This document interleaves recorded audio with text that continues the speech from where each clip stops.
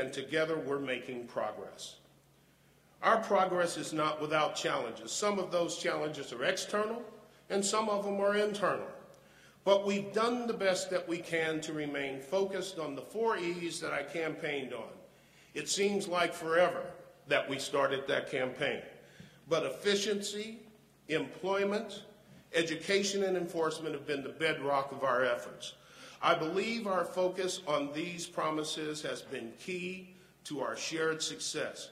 I want you to please help me thank my council friends, colleagues for being amazing partners, great leaders, and good friends. Thank you all.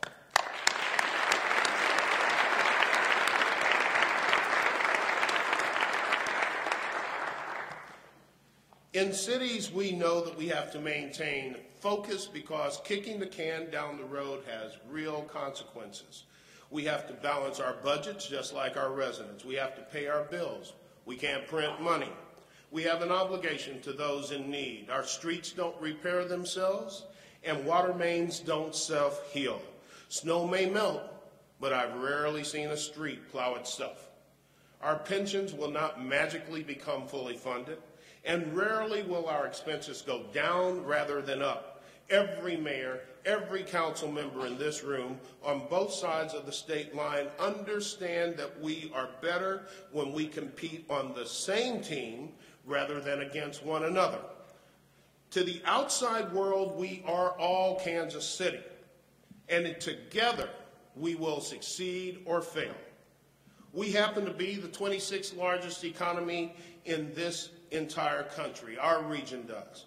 And together as a region, we were ranked the 8th strongest economy coming out of the recession. Rearranging addresses inside the region doesn't make us any stronger, doesn't promote regional growth. At best, it's simply a costly remodel of the same old house.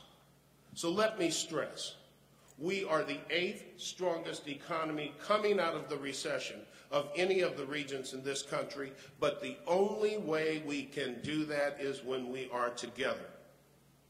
Now, in cities, we get it. In the last year, we've been able to institute programs, policies, practices that will help our city grow, help our citizens thrive, and help each other to fulfill our duties to each other as citizens and neighbors. It's really amazing what's happened in a year, and I know it's easy to call all of this boosterism, but face it, that's my job. And let's face it, I love the city. And I would sing the praises of Kansas City to anybody who has a couple of hours of time and is willing to stop and ask. But there is something happening here. We have actually seen something like this before. Many of us remember the primetime days and the efforts of Mayor Davis, Don Hall, Henry Block, and others. In the early 70s, we built separate stadiums for the Royals and the Chiefs. We built Crown Center. We built Kemper Arena. We built a new airport. And let's not forget our title role in that smash film, Kansas City Bomber, featuring Raquel Welch. Those early efforts resulted in $5 billion in investment. This man had just got through talking about exactly what the did.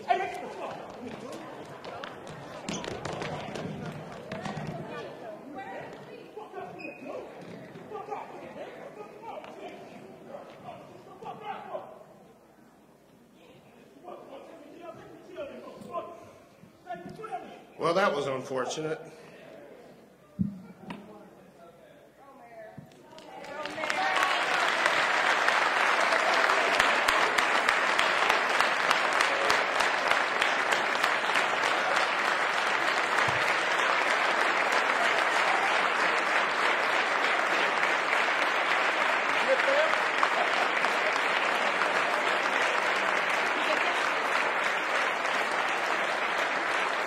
Thank you.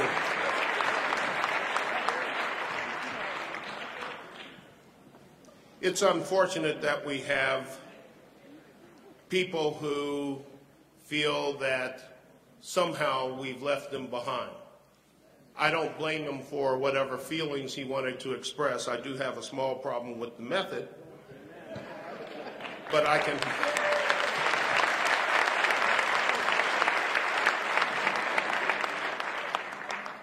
But no system is perfect. No city is perfect. And we must be open to the concepts, issues, and complaints of every person. Nonetheless, our primetime efforts in the 70s resulted in $5 billion of investment in this city and culminated in hosting the Republican National Convention in 1976. In the last decade, thanks in large part to the efforts of Mayor Kay Barnes, we have exceeded that level of investment. We have renovated both of our magnificent stadiums, a campaign I was proud to have co-chaired with my friend, the late Albert Reederer. One of those stadiums played host to the All-Star Game this past summer. Both of those stadiums, we hope, will play host to winning teams this fall.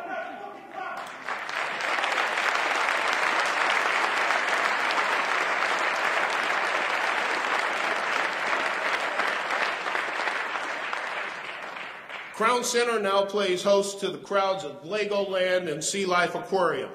We've rebuilt Union Station, and in its 100th year, it serves as both a hotbed of young startup companies and the terminus for our new Main Street modern streetcar, which, let me say emphatically, is a go.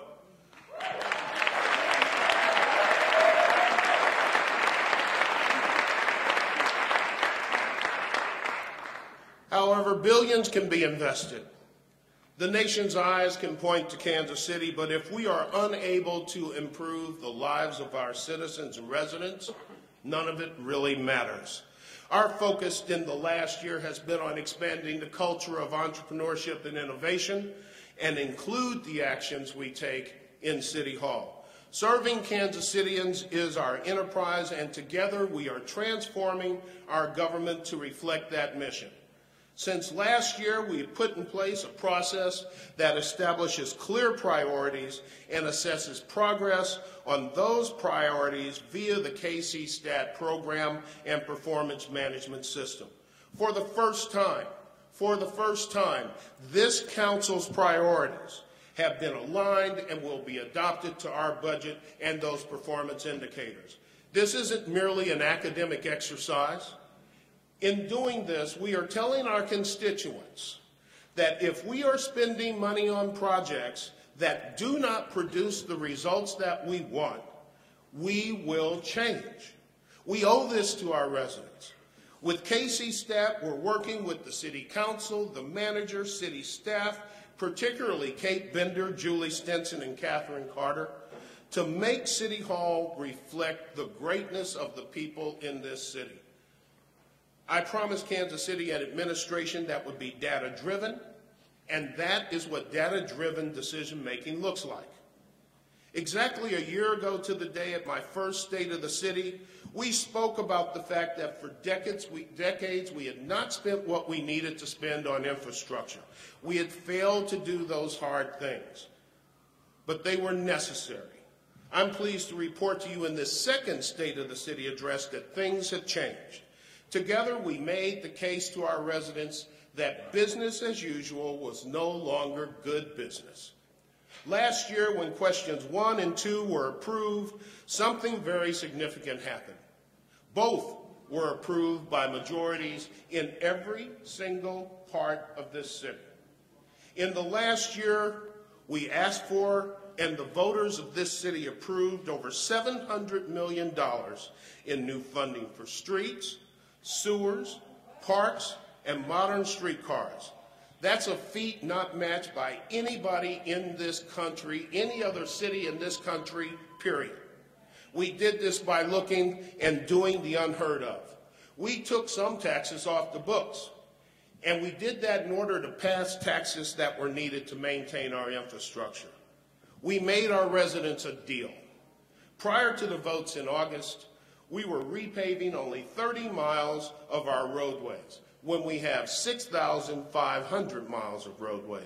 This year, we're going to be repaving 180 miles of roadway.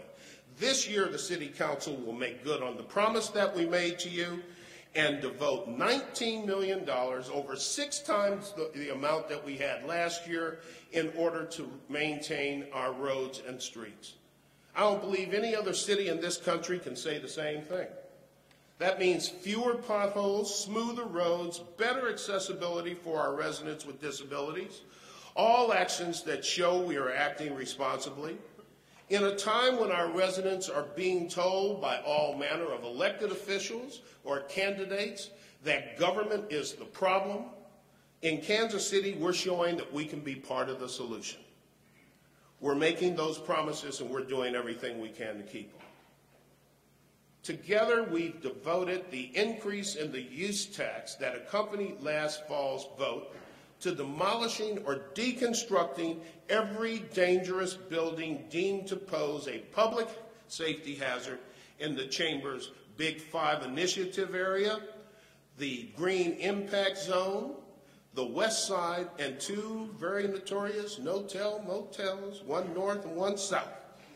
All total 196 critically dangerous structures. Buildings that could fall on a child if they happen to get caught playing inside. Buildings that harbor criminals when they happen to use it as a hideout. It's important that we do these things right. No one will deny that, and we will. But it's also important that we get it done. This is important. It represents a promise fulfilled.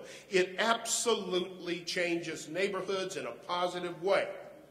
None of us want to live next door to a dangerous building. Combined with the tools the legislature approved in last year's land bank legislation, our city is poised to make huge strides in improving neighborhoods block by block. In the last year, we've engaged citizens to help Kansas City find innovative and creative ways to help us govern more effectively and more efficiently. Committees, commissions, blue ribbon panels, boards, and task forces devoted thousands of hours to helping to make our city a better place. I'd like for anybody who has served on one of those commissions, panels, blue ribbon task force, to please stand and be recognized for your service to our city.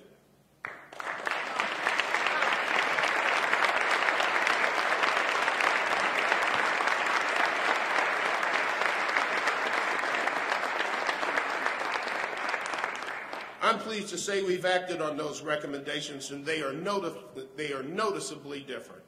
Because of the recommendations of the Citizens Commission on Municipal Revenue, Kansas City has made significant strides in the last year towards putting the city on sound financial footing. Together, we've adopted a revenue policy, implemented a new, more efficient tax code, tax collection software system, and implemented long-term budget forecasting. We're currently seeking approval in Jefferson City for a pension reform agreement that we were able to reach with the police department, their union, and the Board of Police Commissioners. All of these things are being done because we've worked together. I wish I could stand and tell you that our tasks are complete. I simply can't. What I can tell you, though, is that we're close and we're continuing to work, and progress is being made. All 4 of our pension plans need long-term solutions and with defined obligations for the city's budget.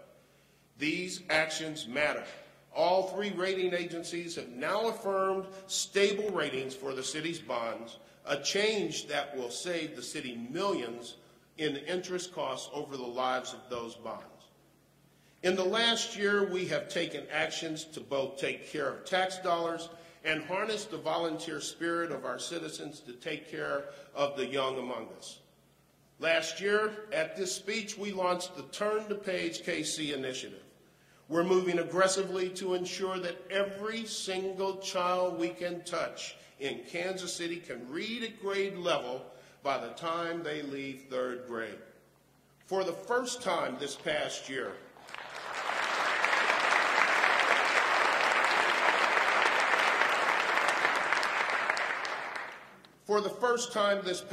we asked the question, where are we? What we found was sobering. Only 33% of our 3rd graders read at 3rd grade level. That's 1 in 3. Even in our best school districts, the number is 50%. In our urban core, it's 19%, or 1 in 5.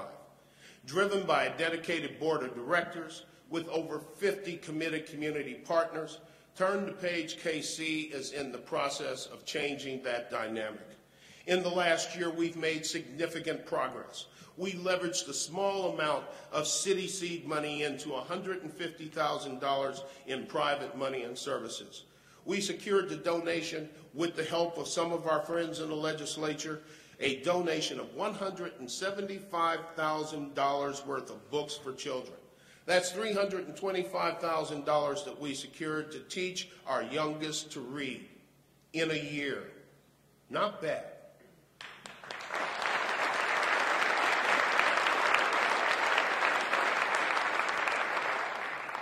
Last summer, 2,443 students participated in a focused 8-week reading program thanks to Turn the Page partner, The Upper Room.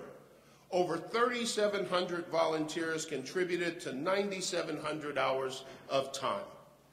The volunteers helped 81% of those students improve their reading scores by a half grade level in an 8-week period. It can be done.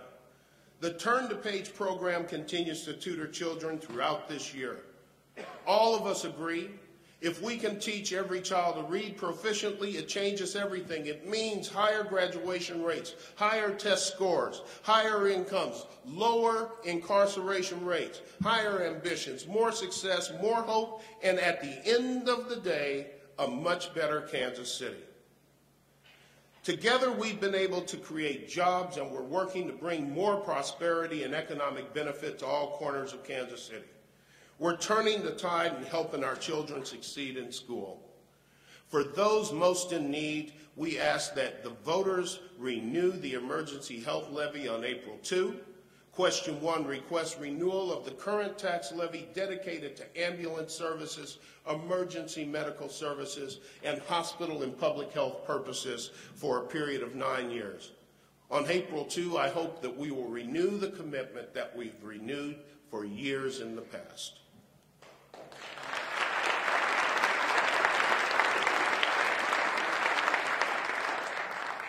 We have the same moral commitment to keep our citizens safe from harm, particularly when it's caused by another. Last year, after he was selected chief of police, Chief Forte began hotspot policing. The hotspots he collected, get this, 13 square miles of our 316 square mile city.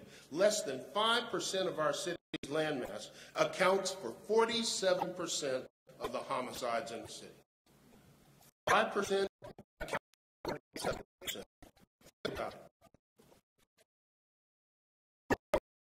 We wanted to reduce the overall homicide.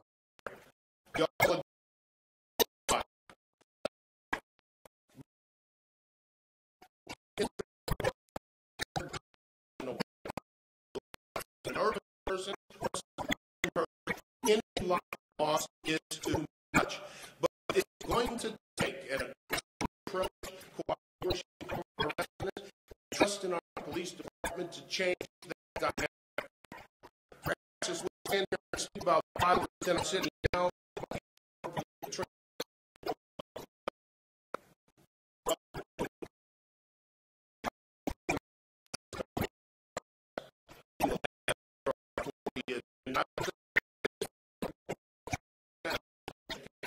and enforcement. The city has far more direct control over efficiency and employment. With both education and enforcement, we serve in a support role.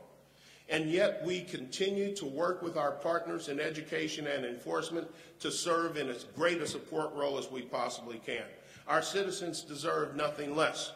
To that end, Chief Darrell Forte, Jackson County Prosecutor Gene Peters Baker, U.S. Attorney Tammy Dickinson, Missouri Probation and Parole Administrator Jackie Dunn, and I formed Kansas City No Violence Alliance, or KC Nova. I see Gene there. I think the chief is here. I hope Tammy is here. Would you all stand up, please?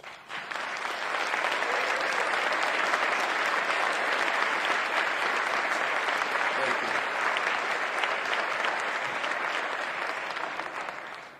By mining and mapping the data, we are finding that some members of these crime networks are more important than others, and we're putting their butts in jail. Just that simple. Since the first Nova sweep in January, violent crime has decreased. Now, I know there's press out here. I don't want anybody saying that it's one leads to the other. Way too early to establish that cause and effect. I'm just prayerful, hopeful, and hoping that the trend continues. But we can't establish cause and effect yet. The chief has appointed a special squad dedicated to this aggressive strategy. Together, all of us will do all that we can to make sure that next year at this time we're able to hopefully report on a decrease in violent crime in our city.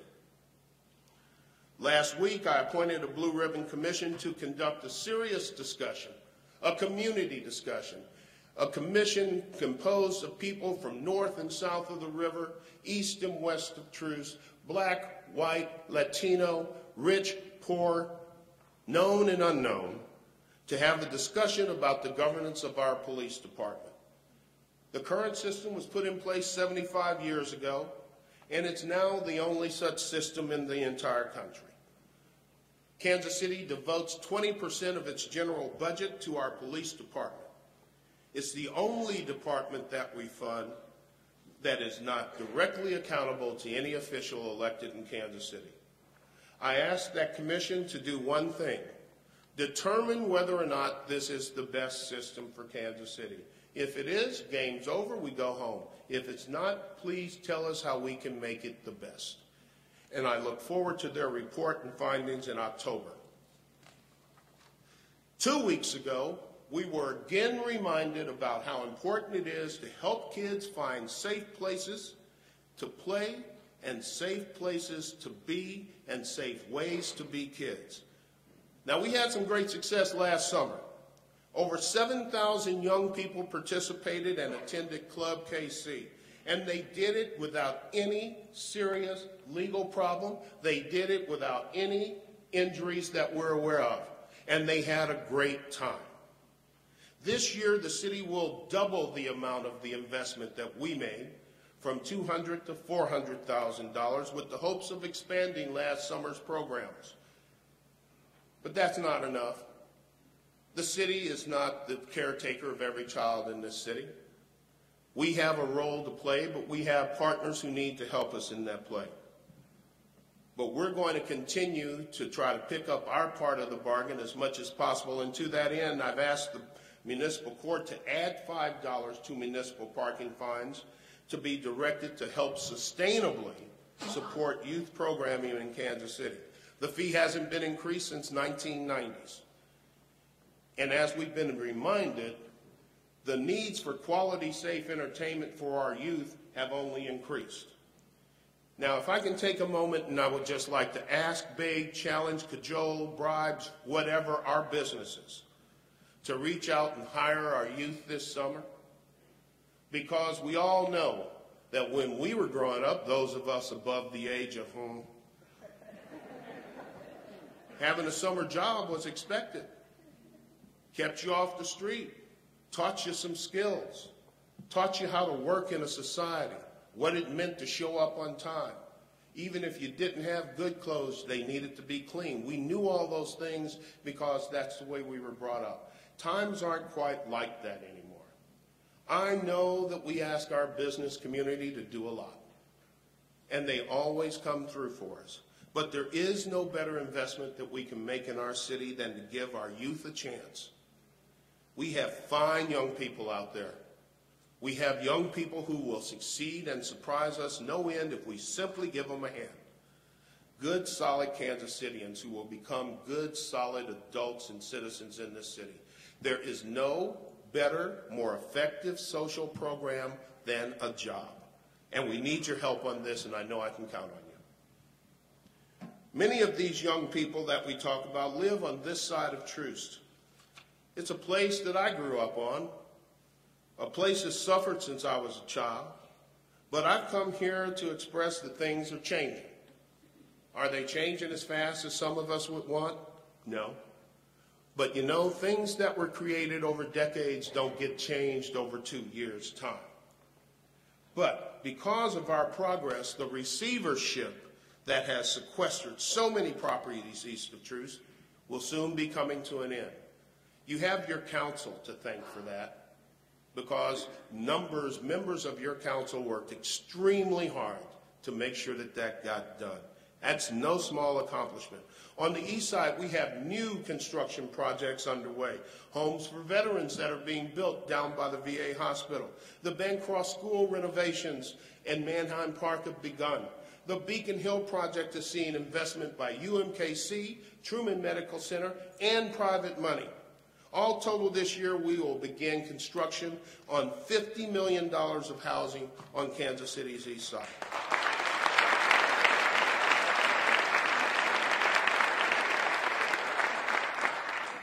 Thanks to the work of many in this room, conversations about 3 new grocery stores are underway concerning new grocery stores east of Troost.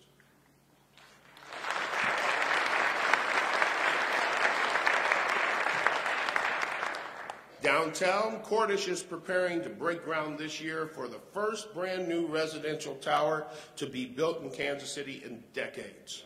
The tower is going to change our skyline, and it's going to reflect the progress that we've made downtown.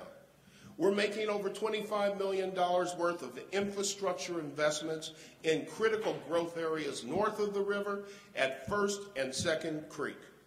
This will open up new parts of that area of the city for new home construction as the economy recovers. We've eliminated several TIFs in the last year, and we've refocused on others. The redevelopment of the former Bannister Mall and the surrounding area is critical, let me say it again, critical to the development of our city. We have to do something about it, and we need our state legislators to help us with the land assemblage tax credit bill. In Kansas City, if Kansas City is to continue to grow its population, we must and we will continue this strategic approach to building diverse housing stock. And let me throw in something unscripted. If Kansas City is going to grow its population, we must and we will continue to focus every bit of energy that we can on making sure that our children are educated at the level they must be educated.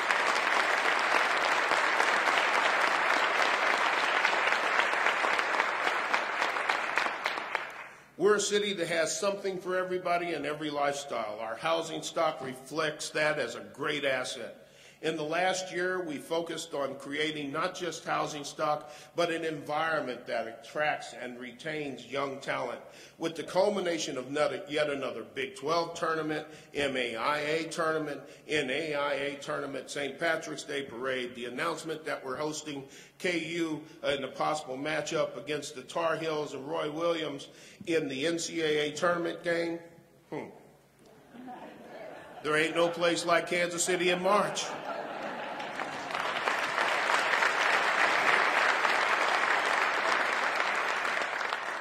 The Sprint Center is going to sell out again. And in fact, nobody in this entire country, no city in this entire country will play host to any more basketball games in its city than Kansas City, Missouri. Not a single city elsewhere. No place has better fans.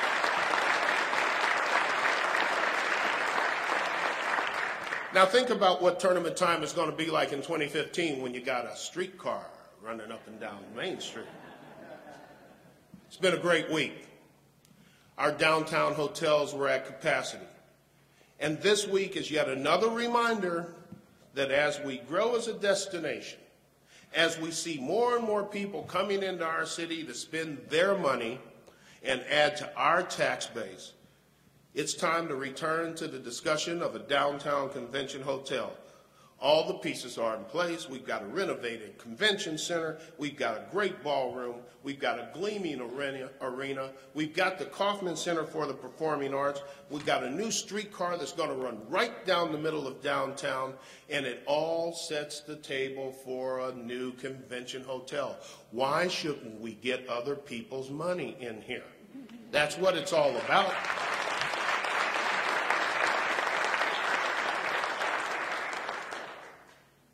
Now think about all the college students who came to Kansas City last week to cheer for their teams. Many of them left crying, but many of them may be back looking for work in the future. They experienced the excitement of Kansas City. Now remember what the excitement of Kansas City, downtown Kansas City, was like in 2001. There wasn't any. There wasn't a power and light district. There weren't that many residents living there. We've made tremendous progress to make downtown Kansas City one of the top 10 downtowns in this entire country. Not me, I didn't say it. I think Forbes did, or Wall Street Journal, or some place like that. Young talent is going to continue to come to Kansas City and put down roots, mostly because of programs like Launch KC and some of the other entrepreneurial efforts we've got out there. Ultimately, our support for the spirit of brilliant do-gooders will build the economy of the future that has already brought new jobs to Kansas City. To that end, I'm pleased to say that we've hired Kansas City's very first Chief Innovation Officer, Ashley Hand, to help drive efficiencies throughout City Hall, and she's already leading the nation in that she is the only female Chief Innovation Officer in the country. Ashley, please stand.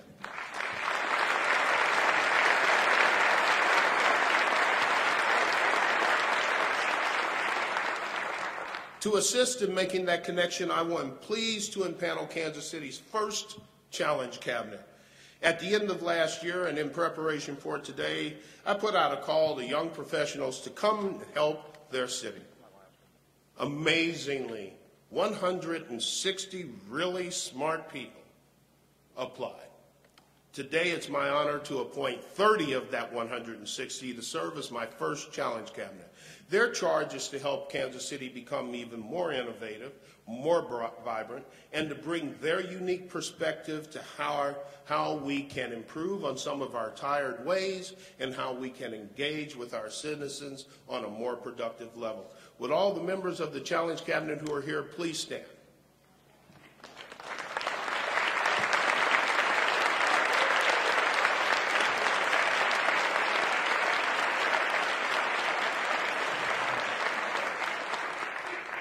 Thank you for your service. I can't wait to see what kind of crazy, zany things you come up with. Now, the Challenge Cabinet will help build our relationship and fellowship with Code for America. Along with our partners in Kansas City, Kansas, we were one of 9 cities to be selected as Code for America Fellows this year. I can't wait to see how all of these things come together to shape a new approach to city and citizen interactions in Kansas City. It's also a reminder to me that I'm going to miss my friend Joe Reardon. He made a good team. We made a good team, and we tried to do everything we could to advance both Kansas City's interests. I'm just hopeful that he gets a new job that will allow me to borrow vast sums of money from him. I don't think that's the case, but I am going to miss him. Joe's not able to be here. He's on a trip with his family. But please, help me thank Joe Reardon for everything he's done to make regionalism real.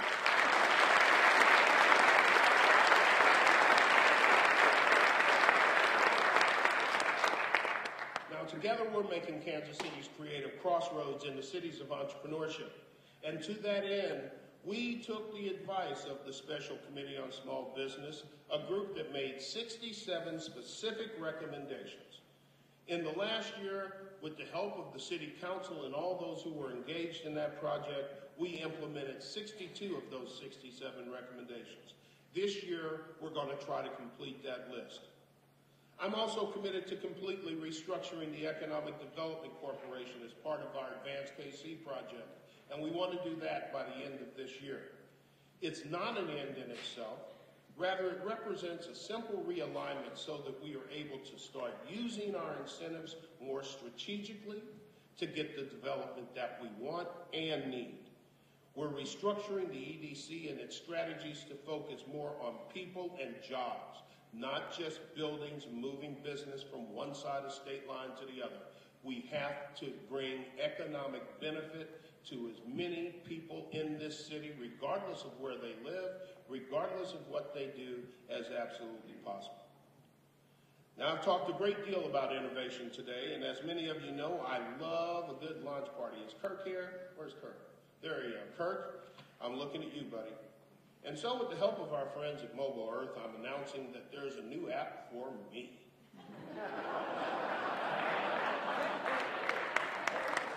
The Mayor Sly James app is now available on both iPhone and Android.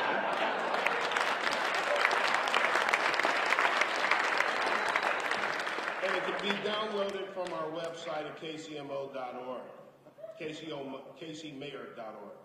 The app is to help keep you up to date on blog posts, calendar items, special events, newsletters, and let you contact our office. Download it in all of its frostiness right after the speech. And I hope Cory Booker is watching.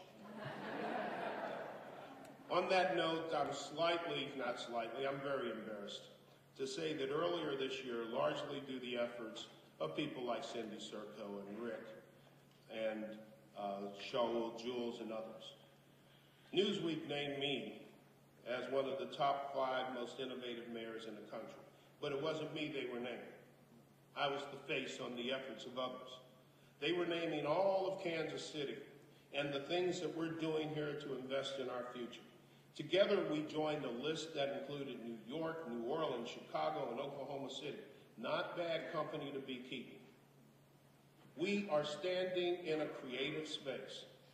It's a space full of jazz, one of the city's great exports to the entire world. We invented bebop right down the street, back in the day when smoke and booze led to musical collaboration.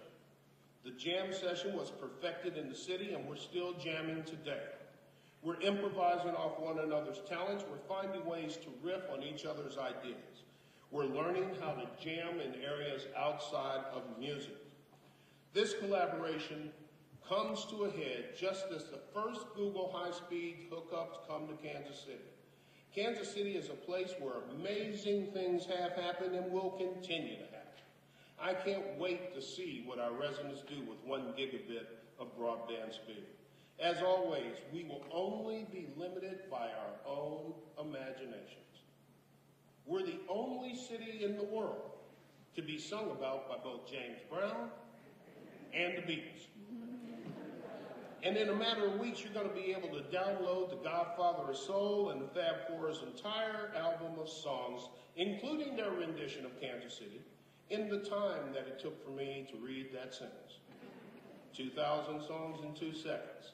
Not bad. Just remember, for all the songs you download, you do have to pay. Kansas City, our moment has truly arrived. Fresh off of hosting the All-Star Game, the best All-Star Game in a century, not my words, Major League Baseball's. We're setting the pace with innovation and dynamic solutions to challenge cities across this nation. The nation is listening to us as we jam. It is my extreme, and I do mean extreme honor, to be your mayor. I couldn't be more proud and humbled to come to 18th and Vine and report to you that the state of our great city is strong, and together we're making it even stronger. Thank you very much.